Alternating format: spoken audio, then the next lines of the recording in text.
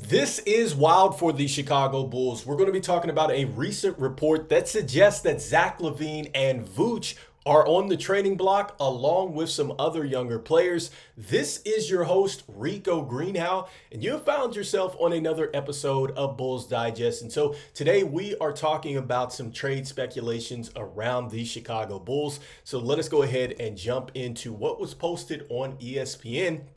This is one of their writers here, Jamal Collier, and he's talking about the Chicago Bulls are going to go ahead and explore options to move Zach LaVine and Vooch, and that the team is looking to go ahead and make sure that they get to their best selves as players this year as they try to go ahead and maximize their trade value. And so let's start with Vooch. I think that Vooch is the one player that I think can absolutely be moved either at the trade deadline or even before the trade deadline, because Vooch is really playing well. I think that Vooch has just found something this season. I don't know what it is with this new offense, but right now he is shooting 48% from the three-point line. He's also shooting 58% from the field. And on top of that, he's averaging 21.2 points per game, 10.1 rebounds a game, and also 3.4 assists a game.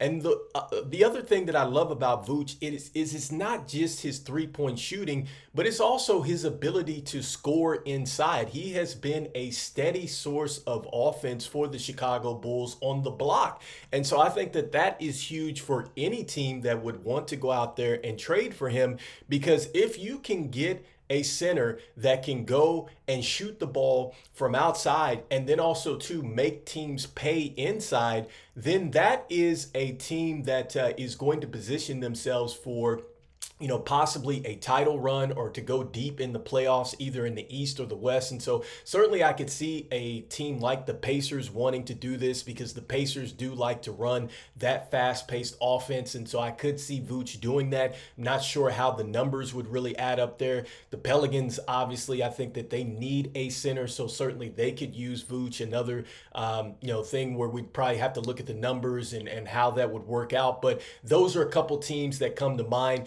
Golden State, I think that they've been playing well. I don't necessarily think that they're going to make a deal for Vooch.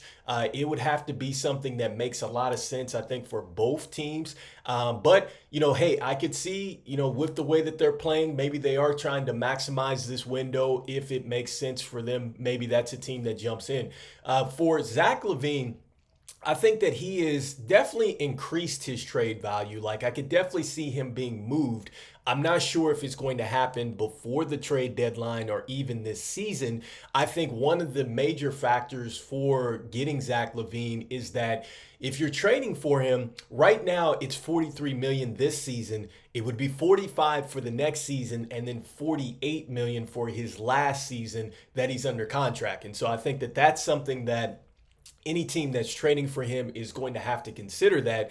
Now, aside from that, as far as the numbers that he's putting up this year, I think that he's had some pretty good production. And in fact, I like the way that he's played in the games that we've won, because there's some times where he's had to defer to Vooch or Coby White, and he still helped the team win games. And that is something that I think a contender absolutely can use, because if you need Zach LaVine to come in and be your third or fourth option and still put up points and help you win down the stretch, then it makes a lot of sense to go out there and trade for him. It's just going to be a matter of just, can you go ahead? What is it going to look like with the contract standpoint for that team that's trading for him? And then what are you going to be sending back, for Zach LaVine? So I think that those are some things that could make that a little bit interesting. But make no mistake about it, I think the little injuries that he's having now, I'm not sure if teams are going to be hesitant because, getting kind of injured and things like that, that happens in NBA seasons. And so you understand that. And I don't think that a team that is interested in Zach LaVine is necessarily going to look at these little injuries and say, I'm out on him so far. So I think that, both have definitely played themselves up to be traded this year, if that's what the Chicago Bulls are looking to do, which is maximize the trade value.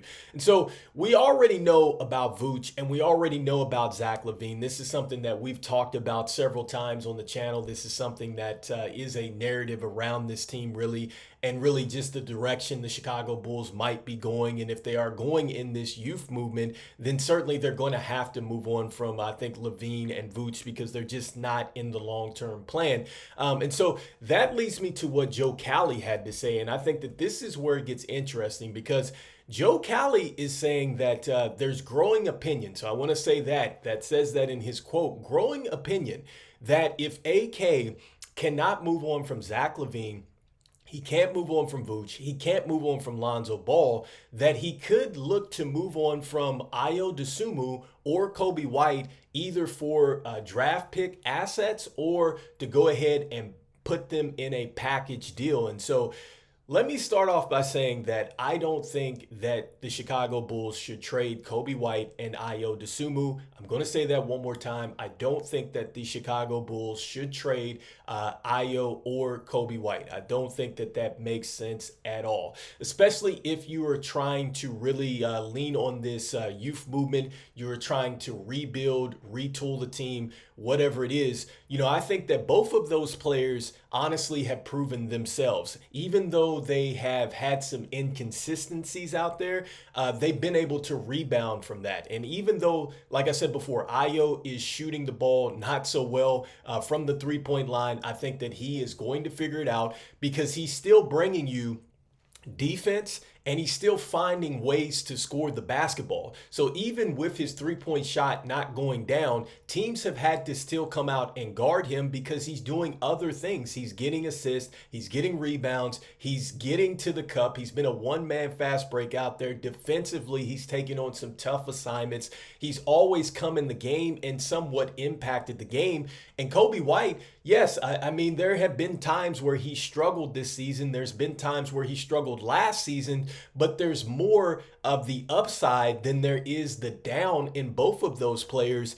And honestly, if you are willing to invest into Patrick Williams, who has not been as consistent as either of those players, it would be a joke if you are trying to trade Ayo Dosunmu and Coby White based off what they have done. And they have done this playing different roles on this team. I think every year they've had to step in and do something different, and they battled through different things as well, whether it's injuries or, you know, who's in front of them or who they're playing with. They've had to battle with that. And so to go out there and trade them away would make zero sense, especially when you're getting ready to go to the negotiation table with Josh Giddy.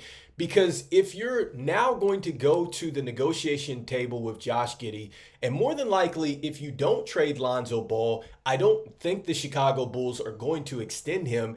And there's been talk that Josh Giddy essentially is going to be the replacement for Lonzo Ball, which means that you're going to be very invested in him, and you would need to be invested with the pieces that you're building around him. And so if you are going to get rid of Zach LaVine, that's one thing, but then you're going to get rid of Coby White, that's another thing, because that's another one of the starting guards with him. So you're getting rid of his starting backcourt. You're also going to get rid of Vooch, the center. And then with Jalen Smith, he has shown some upside, but he is dealing with a knee injury that, it doesn't look like it's going to get any better this season. It's an injury that looks like it's definitely going to need some rest and some time. But you don't get a chance to really see him out there as much with Josh Giddy, just like you haven't really seen Modest Buzelis out there enough with him, and Dalen Terry and Julian Phillips. Like, if this is your youth movement, why are they not playing more games and minutes together? And then you're talking about taking two critical pieces of that youth movement and trading them away. I do not trust that AK is going to be able to come back and construct this roster good enough to where it's not awkward, because we already have an awkward roster.